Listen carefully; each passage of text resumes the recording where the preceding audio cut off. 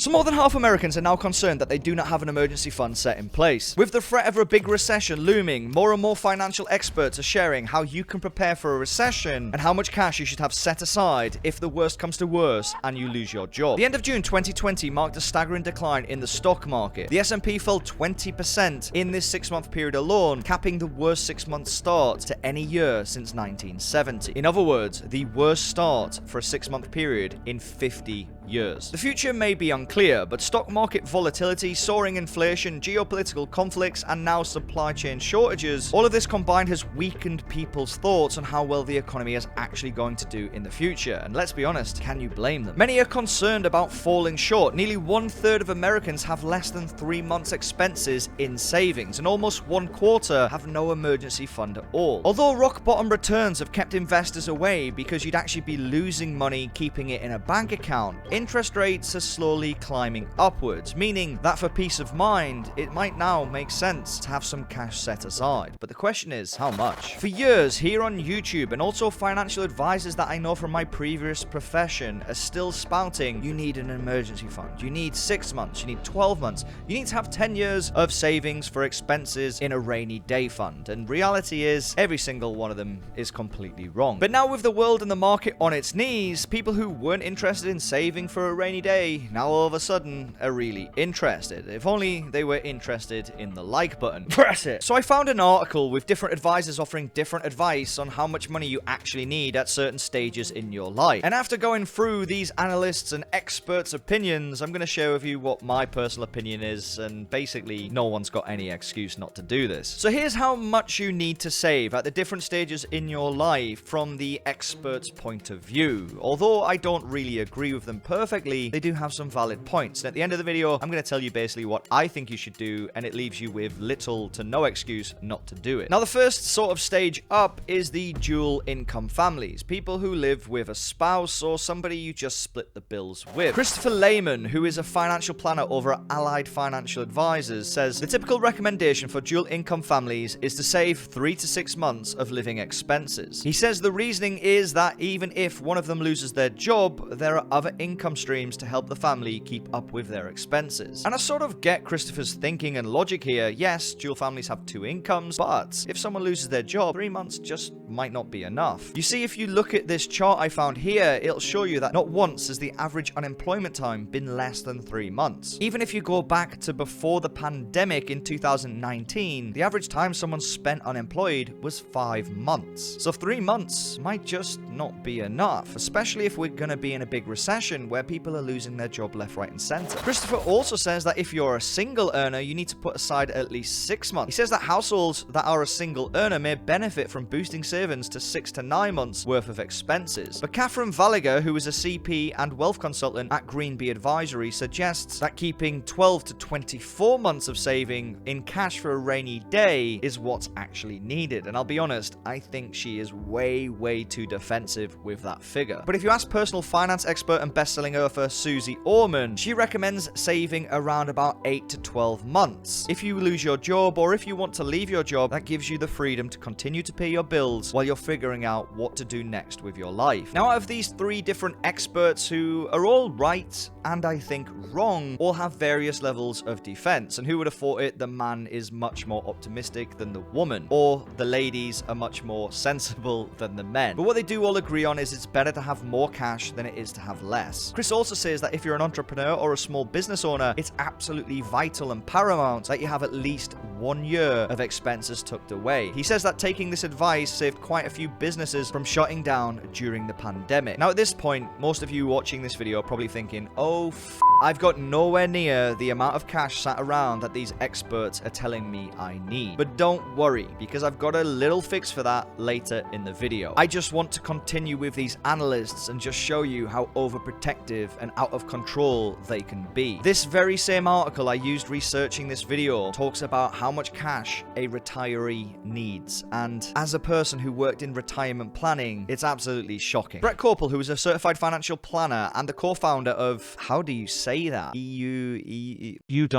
Wealth. Anyway, Brett over at You've Got Pneumonia Financial Planning, having a sufficient cash buffer is a critical element to making your money last in retirement. Having enough cash in hand can limit the need to sell assets when the market is down, which can of course lead to a misstep that could drain your vital retirement balances even faster. He says, of course, the exact amount of cash you need to keep on hand in retirement depends on your monthly expenses and sources of income. For example, if your monthly expenses are $5,000, you receive $3,000 from a pension and $1,000 from Social Security, you need less cash, around about $12,000 to $36,000. This allows you to maintain your longer term investments without the risk of selling when the stock market is down. Now, why this is so bad is a pensioner losing $1,000 a month does not need to save for a rainy day. What they actually need to do is cut back on spending so that their pension becomes self-sufficient again. A big lesson here is when anybody is coming to retirement, try and build a pot of income where you just live on the extra interest. That's the goal of retirement planning. That way,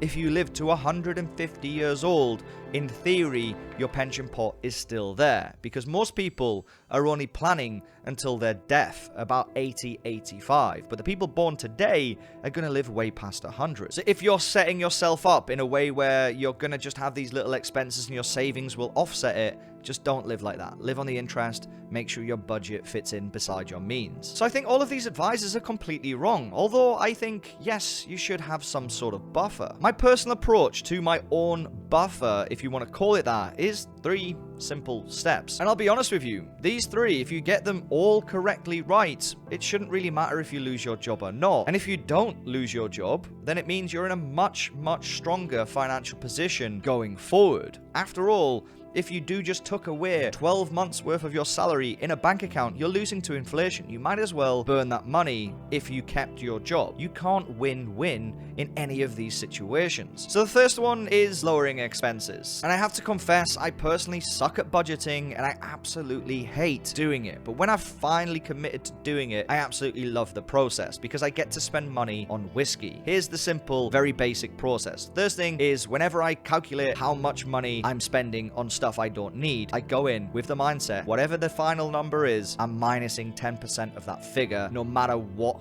the absolute outcome. This 10% has to go, no exceptions, no excuses, find a way to make it work. And I reassess my budget every 6 months. This will get you in the right mindset, preparing for a rainy day, because then you can get used to cutting stuff you don't really need. Maybe you just go out for meals 1 time less a month, or maybe you stop subscribing to Graham Stephan's OnlyFans. But the way I reward myself is if I cut 10% and somehow I figure out a way of cutting, say, 25%, that extra 15%, I put it instantly in my back pocket and I force myself to go and buy a bottle of whiskey with. It's sort of a reward for me budgeting myself. The next month, of course, I'm going to save that money and invest it. But that 15%, if in this example that I've made, I'll go and reward myself for being a good boy and budgeting. This approach will not only prepare you for cutting back on expenses if you did lose your job, but if you kept your job, it will also allow you to invest more money into the investments like the stock market, an ETF, or whatever else it is you're buying. Number 2, everybody should have a side hustle right now. And the reason I'm saying this is in this current environment we've got, you can build up a reputation inside an app of being a good delivery driver, being a good Uber driver, or whatever it is. You can build up your own business outside of your actual job. And that way, if you lose a job, you've also got this side hustle to fall back on pretty much instantaneously. And what's more than that, I think a lot of you, if you did go and do this, you'd probably find a side hustle that you could turn into a business and therefore eventually quit your job anyway. That's literally what I've done with several of my businesses. A little thing I would say here is try and build up the extra time you're spending on this side hustle to cover all of your expenses that you've done from the first step. So for example, when I started this YouTube channel and when I start any business, I always do a calculation, how quick can I get this business to pay me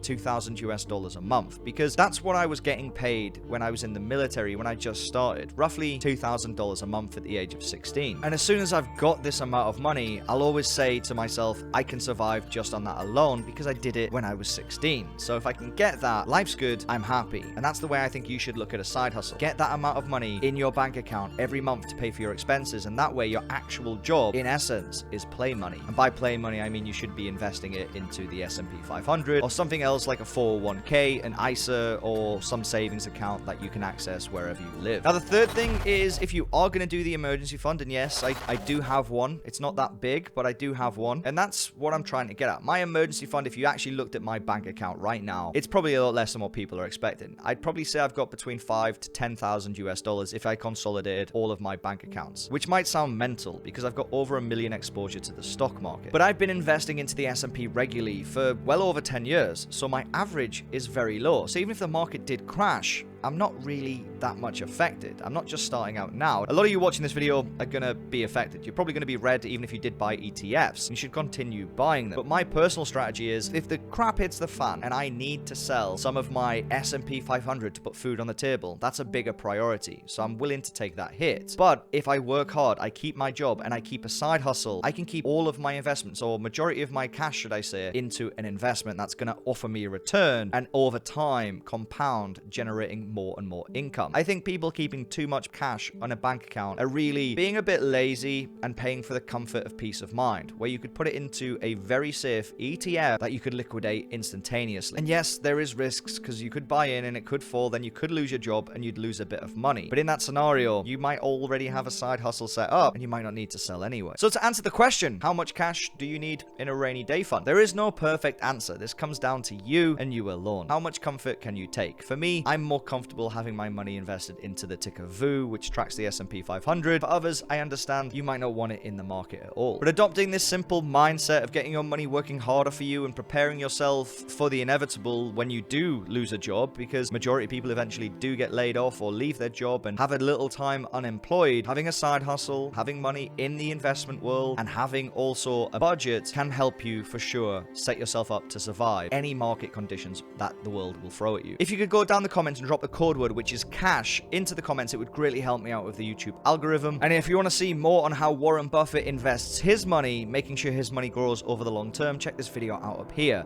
Thanks for watching, and I'll see you in the next one.